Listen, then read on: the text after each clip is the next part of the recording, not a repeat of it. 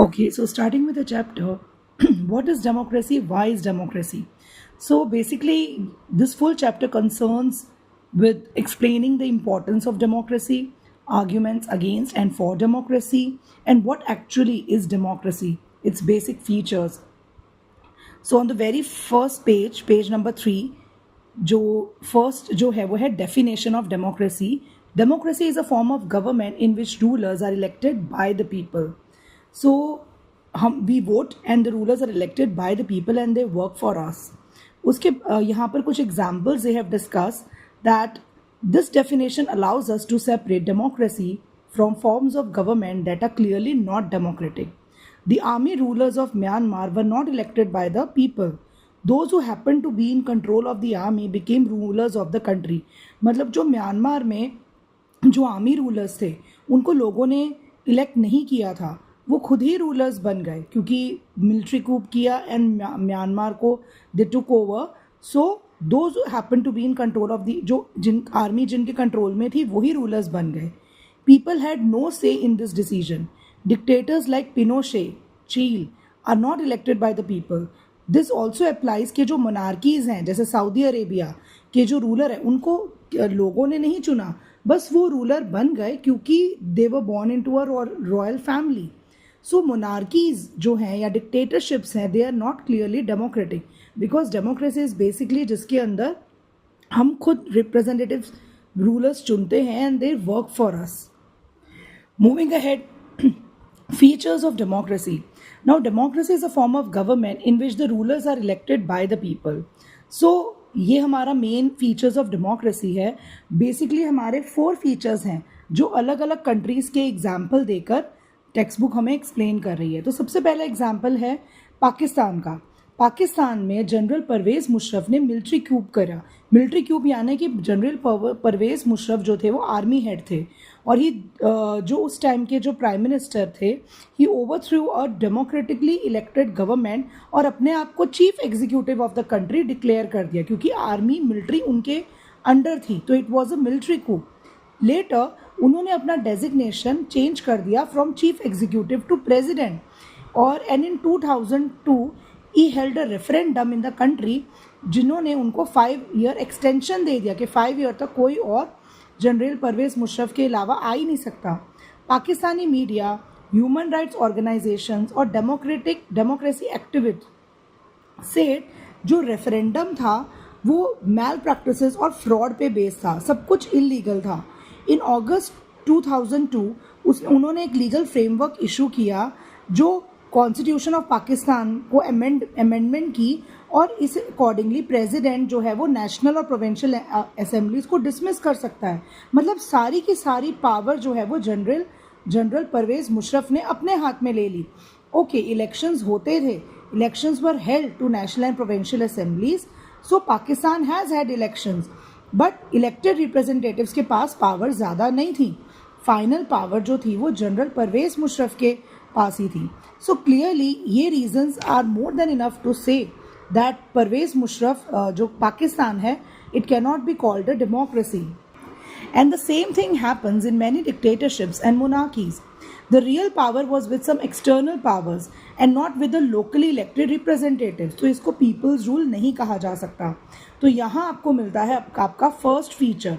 Democracy in a democracy final decision making power must rest with those elected by the people, जो कि पाकिस्तान में नहीं था. तो फर्स्ट फीचर ये है. Second, free and fair electoral competition होना चाहिए डेमोक्रेसी में. सो इसका एग्जांपल हम देख रहे हैं चाइना और मैक्सिको से.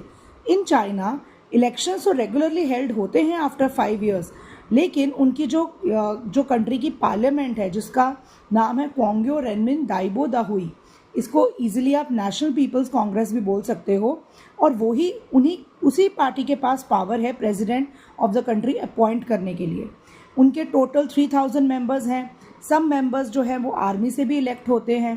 बिफोर कंटेस्टिंग इलेक्शन हर कैंडिडेट को चाइनीज़ कम्युनिस्ट पार्टी है उससे अप्रूवल लेनी पड़ती है. मतलब इवेंचुअली चाइनीज़ कम्युनिटी पार्टी का ही मेंबर जो है वो प्रेसिडेंट या विन करेगा. Only those who are members of Chinese Communist Party या फिर जो और 8 स्मॉलर पार्टीज़ हैं उससे एलीड हैं they only are allowed to contest elections and government हमेशा कम्युनिस्ट पार्टी ही फॉर्म करती है. Same goes for Mexico. Mexico holds election after 6 years to elect its president. और कंट्री के अंदर हैड नेवर बीन अंडर कोई military या dictator rule तो नहीं था, बट जो इलेक्शंस हैं वो तो हमेशा जो 2000 से जो पार्टी है वहाँ की PRI revolutionary institutional revolutionary party PRI वो ही जीतती आई है. ऑपोजिशन पार्टीज इलेक्शंस कंटेस्ट जरूर करती हैं बट कभी भी नहीं जीतते. PRI बहुत डर्टी ट्रिक्स यूज़ करती है इलेक्शंस जीतने के लिए. ऑल दोज जो गवर्नमेंट ऑफिसर्स में होते हैं उनको पार्टी मीटिंग्स अटेंड करनी पड़ती हैं. गवर्नमेंट स्कूल की टीचर्स भी पेरेंट्स को फोर्स करती हैं PRI को वोट देने के लिए. मीडिया ऑपोजिशन जो पार्टीज़ होती हैं उनकी एक्टिविटीज़ को इग्नोर करता है. पोलिंग बूथ्स को शिफ्ट कर दिया जाता है लास्ट मिनट पे, which made it difficult for people to cast their votes. The PRI spend a large sum of money campaign for its candidates. जो PRI है वो लार्ज सम ऑफ मनी खर्च करती है अपने कैंडिडेट्स को जिताने के लिए. तो क्या ऐसे इलेक्शंस को हम डेमोक्रेटिक कह सकते हैं? नो. चाइना में elections do not offer people any serious chance. They have to choose the ruling party and the candidates approve by. Same way Mexican में भी they don't have real choice. There was no way the ruling party को हराया ही नहीं जा सकता. So this is also again not democracy. So democracy ये आपका सेकेंड फीचर आ गया. डेमोक्रेसी must be based on free and fair election where those currently in power have a fair chance of losing. जैसे हमारे इंडिया में ही अगर आप देखो तो कभी BJP, कभी कांग्रेस, कभी अलग अलग पार्टीज, ऐसा नहीं कि always ruling party wins. So वो असल रियल फॉर्म ऑफ डेमोक्रेसी है. Then there is one person one vote and one value. Universal adult franchise. So ये इंपॉर्टेंट शॉर्ट क्वेश्चन है. सऊदी अरेबिया में वुमेन को राइट नहीं है वोट देने का. एस्टोनिया में has made its citizenship rules in such a way that people belonging to Russian minority वो वोट नहीं दे सकते. फिजी में इंडियंस जो हैं इंडियन फिजियन वोट नहीं दे सकते. तो ये वाले में यूनिवर्सल एडल्ट फ्रेंचाइजेस इन कंट्रीज़ में भी लागू नहीं है. सो ये भी डेमोक्रेटिक नहीं है. सो इन अ डेमोक्रेसी आपका थर्ड फीचर है each citizen must have one right one vote and each vote must have one value. So then only it can be called democracy. Next जो अब हम देखेंगे rule of law and respect for rights. So in Zimbabwe the party is ZANU PF. Now the party that led the freedom struggle. Its leader Robert Mugabe has ruled the country since independence. Elections are regularly held, but they are always won by President Mugabe. Was popular और वो भी unfair practices जैसे हमने Mexico के case में देखा. Over the years is government change the constitution several times ताकि president की पावर्स बढ़ जाए. ऑपोजिशन पार्टी वर्कर्स को हैरास किया जाता है, उनकी मीटिंग्स को डिस्टर्ब किया जाता है. पब्लिक प्रोटेस्ट और डेमोन्स्ट्रेशंस अगर गवर्नमेंट के खिलाफ हों तो उनको इलीगल डिक्लेयर कर दिया जाता है. टेलीविज़न एंड रेडियो भी गवर्नमेंट ही कंट्रोल करती है. There were independent newspapers but the government उनको इतना हैरेस करती थी जो भी जर्नलिस्ट उनके अगेंस्ट जाते थे. The example of Zimbabwe shows that popular approval of rulers is necessary in a democracy, but वो सफिशेंट नहीं है. Popular governments can be undemocratic, चाहे उनकी गवर्नमेंट पॉपुलर है बट वो अनफेयर प्रैक्टिसेस से बने हुए हैं. If you wish to assess a democracy it is important to look at the election. तो इक्वली इम्पॉर्टेंट कि look before and after the election कि इलेक्शन जीते कैसे गए. अगर एक ही रूलिंग पार्टी रूल करे जा रही है मतलब रूलिंग पार्टी को भी इक्वली चांस होना चाहिए टू लूज द इलेक्शन. और स्टेट को जो गवर्नमेंट है उनको बेसिक राइट्स जो है वो रिस्पेक्ट करने चाहिए. They should free to think, to have opinions, to express these in public, और everyone should be equal in eyes of law. So again here you get your fourth feature of democracy, that is a democratic government rules within limits set up by constitutional law and citizen rights. Next is democracy is a form of government in which rulers are elected by the people. तो अगर आपको एक short question आए कि explain how democracy is a form of government, rulers elected by the people take all the major decisions. Elections सारे rulers ही जो people rulers elect करते हैं वो मेजर डिसीजंस लेते हैं. Elections offer a fair choice लोगों को अपने रूलर्स चुनने का. This choice and opportunity is available to all the people equal basis पर. The exercise of his choice leads to a government limited by basic rules of constitution and citizen rights. So मतलब basic rules and जो citizen rights हैं वो follow होनी चाहिए. So why is democracy? Why is democracy? Democracy के अब against arguments क्या हैं कि is democracy the best form of government, ये अब नेक्स्ट पेजेस में we will see. Arguments against democracy. So long answer है ये. तो this conversation has most of the arguments that leaders जो हैं वो डेमोक्रेसी में, मतलब डेमोक्रेसी के डीमेरिट्स क्या हैं, डिसएडवांटेजेस क्या हैं. एक तो ये कि leaders keep changing in a democracy, तो एक इंस्टेबिलिटी रहती है. Democracy is all about political competition and power play. तो मोरालिटी तो नहीं है, लोग corrupt practices, they use money and muscle power to win the election. Many people have to be consulted. अगर कोई भी डिसीजन लेना है तो बहुत लोगों को कंसल्ट करना पड़ता है, मीटिंग्स होती हैं, फिर जाके आप डिसीजन लोगे.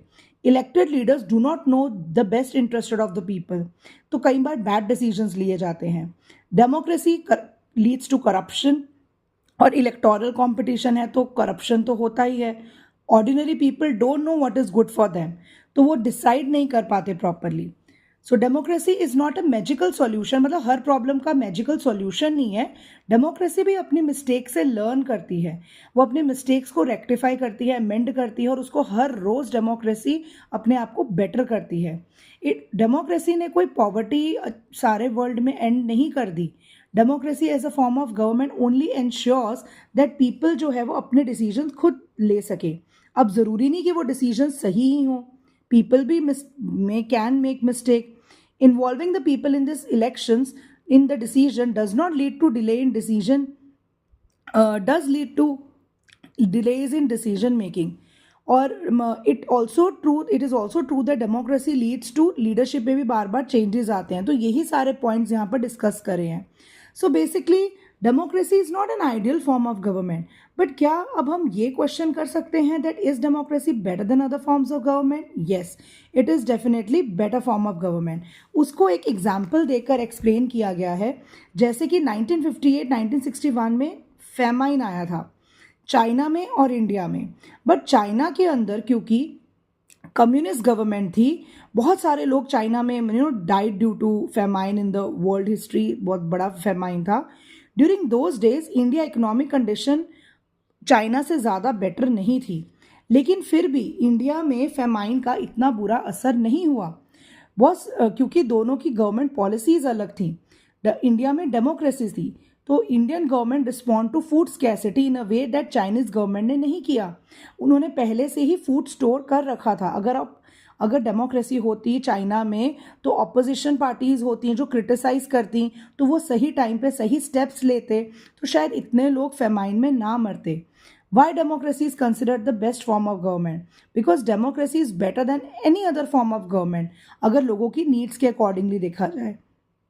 अ नॉन डेमोक्रेटिक गवर्नमेंट में एंड वो रिस्पॉन्ड कर सकती है, बट वो सब कुछ एक इंसान के ऊपर, एक जो the people who are ruling, और in dictatorship a person who is ruling, उसके विशेस के अकॉर्डिंगली चलना पड़ता है. So democratic government is better government because it is more accountable form of government.